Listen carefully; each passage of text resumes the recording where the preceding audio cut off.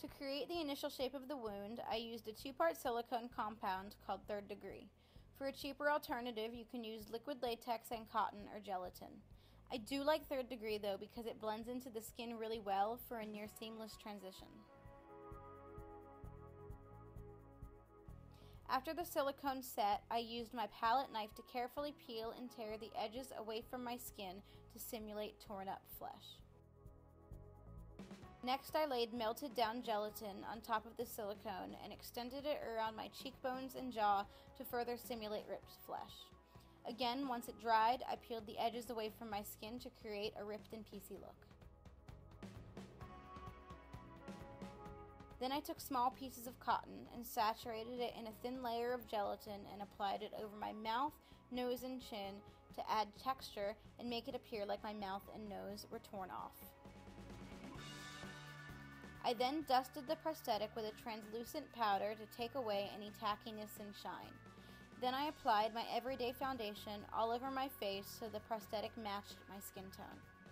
Something helpful you can do to more accurately match the prosthetic to your skin is dust it with a cool-toned brown powder or eyeshadow before applying the foundation. This will cancel out the yellow of the prosthetic and help it blend into the skin better. This is something I clearly forgot to do.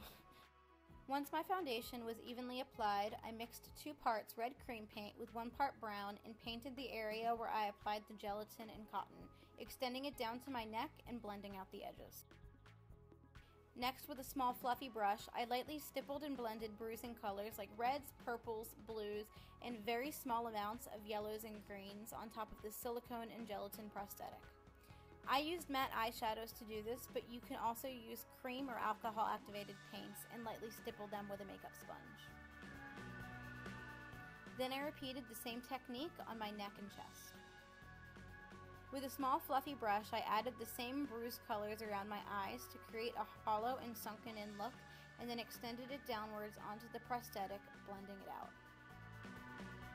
Once blended, I took some thick gel blood and liberally applied it to the crimson painted wound area and onto the edges of the prosthetic. Next, I went back in with a makeup sponge and lightly stippled cream paints and bruised colors all over my face. I used mostly reds with hints of blues, purples, and yellows to give it a raw, irritated look. Finally, I generously dripped fake blood all over my face and neck, allowing it to run naturally. Definitely try to avoid getting blood in your eyes if you can. It is non-toxic, but it does sting slightly. And as you saw in the picture of my finished look at the beginning of the video, it does stain contacts red, which looks really cool for this, but not so much for real life. And that's our finished look. An undead extraterrestrial with half of her face blown off. To remove the makeup, gently pull the prosthetic away